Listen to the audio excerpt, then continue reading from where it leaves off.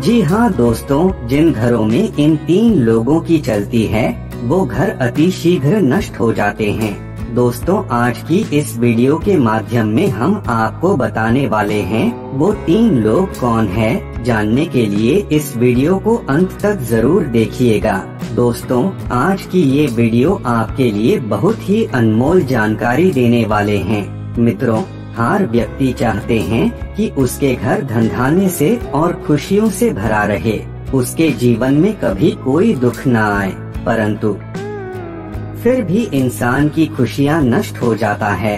अच्छे खासे संपूर्ण घर भी उजड़ जाते हैं और जीवन में गरीबी का पहाड़ टूट पड़ता है।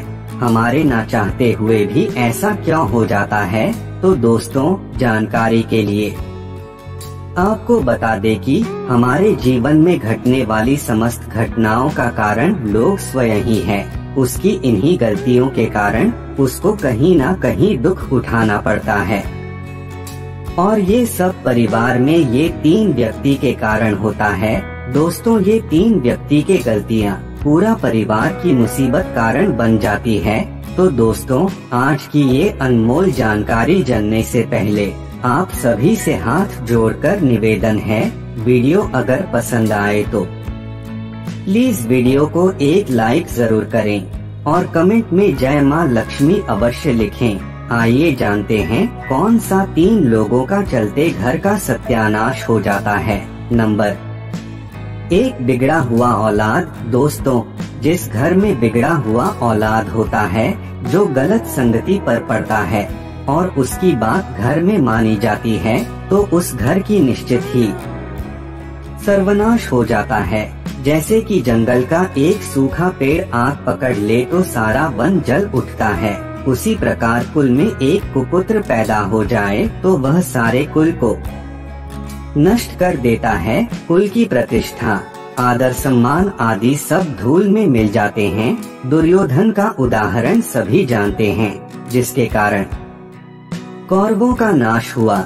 लंकापति रावण भी इसी श्रेणी में आता है। दोस्तों, यदि एक ही पुत्र यदि विद्वान और अच्छे स्वभाव वाला हो तो उससे परिवार को उसी प्रकार खुशी होती है जिस प्रकार एक चंद्रमा के उत्पन्न होने पर काली रात चांदनी से खिल उठती है।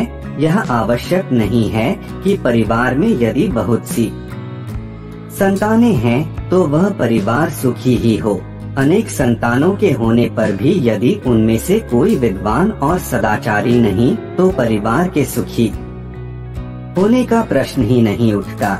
इसलिए चाणक्य कहते हैं कि बहुत से मूर्ख पुत्रों और संतान की अपेक्षा एक ही विद्वान और सदाचारी पुत्र से परिवार को उसी प्रकार प्रसन्नता मिलती है जैसे चांद के निकलने पर उसके प्रकाश से काली रात जगमगा उठती है। नंबर 2, जिद्दी और लालची स्त्री। चाणक्य कहते हैं कि यदि लालच की भावना किसी के भी अंदर आ जाए तो न सिर्फ वो बर्बाद बल्कि वह अपने आसपास के लोगों को भी बर्बाद कर देता है। यदि ऐसी ही कोई लालची महिला आपके घर में हो तो वह पूरे घर को तबाह कर देती है। साथ ही आचार्य चाणक्य नीति शास्त्र में बताते हैं, कई अहंकार किसी के लिए भी सही नहीं है, चाहे वो स्त्री हो या पुरुष हो, ये हर किसी के लिए ही घातक रहता है। आचार्य के अनुसार अगर किसी स्त्री में है तो उससे माँ सरस्वती और माँ लक्ष्मी दोनों नाराज रहती हैं। उस घर में कभी धन नहीं रहता और वह घर देखते ही देखते कंगाल हो जाता है। दोस्तों, इसलिए आप यदि ऐसी औरत के संपर्क में रहते हैं तो आपको बड़ी हानि हो सकती है, क्योंकि ऐसी महिलाएं अपने ज्ञान बुद्धि का उपयोग कर पाती है। वो अहंकार के मद में चूर होकर घर की सुख समृद्धि को पूरी तरह से नष्ट कर देती है। नंबर 3, जिस घर की मुखिया बाहर वालों के बातों में चलता है और उनके कहे अनुसार चलता है तो उस घर का सर्वनाश हो जाता है। चाणक्य कहते हैं कि घर के मुखिया को कभी भी सुनी सुनाई बातों में नहीं आना चाहिए। बिना वास्तविकता को जाने किसी की भी बातों में आ जाना घर के प्रमुख के लिए अच्छा नहीं होता। अगर घर का मुखिया कान का कच्चा है तो उसकी वजह से और लोगों के दिमाग में भी गलतफहमियां पैदा हो सकती हैं। इसलिए घर के मुखिया को हर बात की सच्चाई को जानने के लिए घर के सदस्यों से स्पष्ट बातें करनी चाहिए और खुद के विचारों को लेकर भी स्पष्ट होना चाहिए। अगर मुखिया किसी की बातों में या बहकावे में नहीं आता तो घर में समस्या बनी रहती है।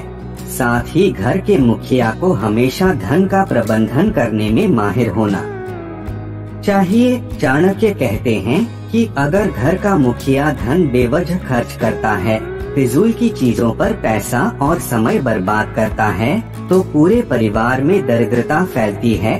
घर के मुखिया को चाहिए कि वो पाई का हिसाब रखे, गलत चीजों पर खुद भी खर्च न करे और घर के लोगों को भी इसके बारे में जागरूक बनाए।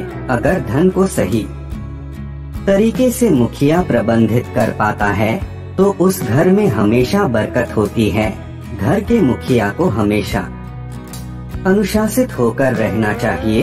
अगर घर का मुखिया ही अनुशासन नहीं रखेगा तो इसका बुरा असर परिवार के और लोगों पर भी पड़ेगा। वहीं मुखिया अगर अनुशासित है तो दूसरों को गलत कार्य करने पर वो टोक सकता है और घर के बाकी सदस्यों में सुधार लेकर आ सकता है।